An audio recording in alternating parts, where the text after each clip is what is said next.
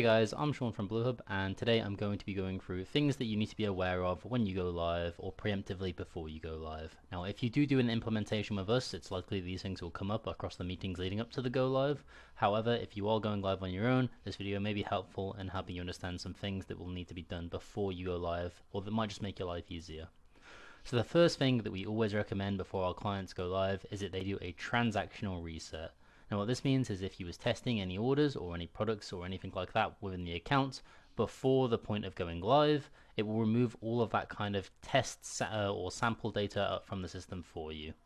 This can be found if we head into a system and go to our subscription in the top right here. We can then scroll down, and providing you're the owner of the account, you'll have the reset account option here. And there'll be two options within this reset account option: transactional data reset and full data reset. If we do a transactional data reset, it's going to remove any purchases, sales, adjustments, stock takes, or any other kind of transactional data from the system. If we do a full data reset, it's going to remove all of that alongside our products, customers, suppliers, BOM data, anything else like that. So we never usually recommend you do a full data reset unless you've tested the account and then you want to do a fresh import or a fresh account essentially. So before you go live, we'll always ask you to do a transactional reset, or you should always be doing a transactional reset. And the way you'll do that is you'll just click this button here and you'll be asked to enter transactional data reset below, which will then reset your transactions within the account. What that means is you're essentially working with a fresh account but keeping and retaining your data. From there, obviously any transactions that do go into the system will be the latest transactions, and what it also means is you'll have zero stock then within the system, so you can do your opening stock take, which leads me on to my next point. Now that you've done your transactional data reset and your account is now essentially a blank slate, we'll then go into our inventory and we will go into our stock takes and adjustments. From there, we can then do a stock take for each location we are going to have stock against currently in real life. What that allows us to do is get our accurate stock figures into the system and get our inventory valuations for those locations. So for instance, in this scenario, I'll just use my main warehouse. I can then select that like so. Here we can select an expense account, which is essentially where this value is going to come from. So what I usually like to recommend is historical adjustments, but if you have an accountant, they might have an account in mind for where their opening stock is coming from. From here, we can then add in a reference for this so that we can always trace it back. So I usually like to recommend that you do opening stock take, like so. And then usually a date reference as well, so you know when the stock take was imported. From here, it's then up to you to then just import all of your stock, and the way we usually recommend you do this is if we go to zero stock here, and then we go to import, we'll have the option then to import our stock into the system.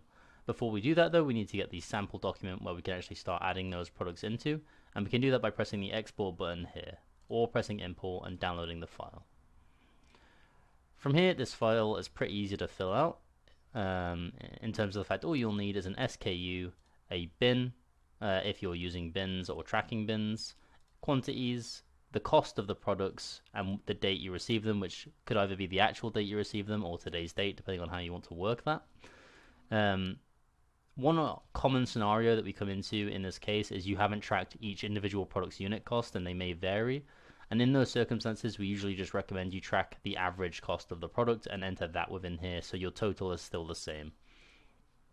From there, once all of the products have been added and your costs and quantities are present, you can then save and re-import that file, which will then essentially look like this once you're complete. So if I just add in a couple of lines here, I have some products that we might have imported into the system, like so.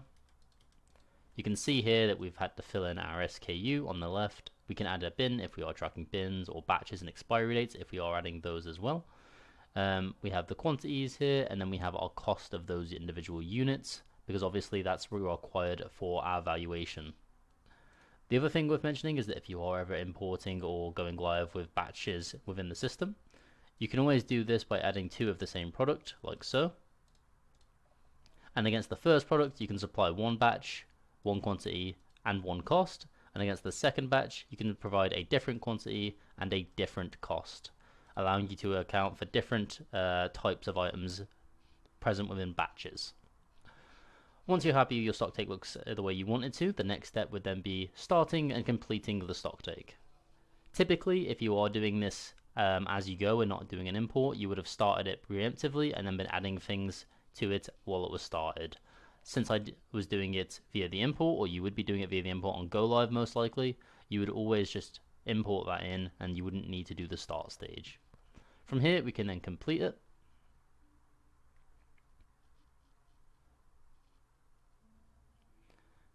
And once that's done, we can then go into our financials and view our valuation. So we can see here, because I already had items present within the account, I'm a deficit of £501,000. However, obviously, if you was importing a fresh stock balance and you didn't currently have things in there because you did the transactional reset, this would then be obviously a positive balance for the amount of items we just added, i.e., just to double check, a couple £100 probably in this case, which would then obviously be your valuation for this location. That valuation is then going to post a journal, so a journal to zero to show that you have that much value in your inventory within zero. That will also then split between different accounts. So if you have different products in different inventory accounts, such as finished goods or raw goods, that will also be tracked and sent to zero. If I then go into the top left here and I go to my C-Sync history, the next step of going live would always be starting to use zero, because that's when it really becomes real, so to speak, because you then have those transactions going through to zero and it affects your accounts. From here, what we would do is we would probably search, let me just search stock take. We can then see that we have our stock take journals listed within here. This one was stock take 152 as it's the only pending one. So the next step would then be syncing that across to zero so that our stock value is now in zero. Now, if you're already using zero, you might already have a stock value within zero. And if that is the case, you are going to have to void off one of the two amounts. In an ideal scenario, since you have, you've just gone live and done your stock take, the two figures, or the figure coming from core should match zero, and you just need to write off one. If you are doing that, you do always have the option here to skip the journal going across to zero, which would prevent you doubling up on your stock value in zero. Once this sync has been complete, we can research our stock take journal now. And we can then go and view that within zero. Yeah, bear me to log in 1 second. Okay, so I've just logged into zero and you can see here that it's taking me through to my journal that's been posted. And we can see here that we are posting to our accounts. Now, our accounts in our test environment are set up a little bit incorrect. They're not very good. But this would essentially be your inventory accounts you're posting to. And you can see that we're debiting the account we selected and we're crediting then what would be our inventory account, depending on how this transaction went through.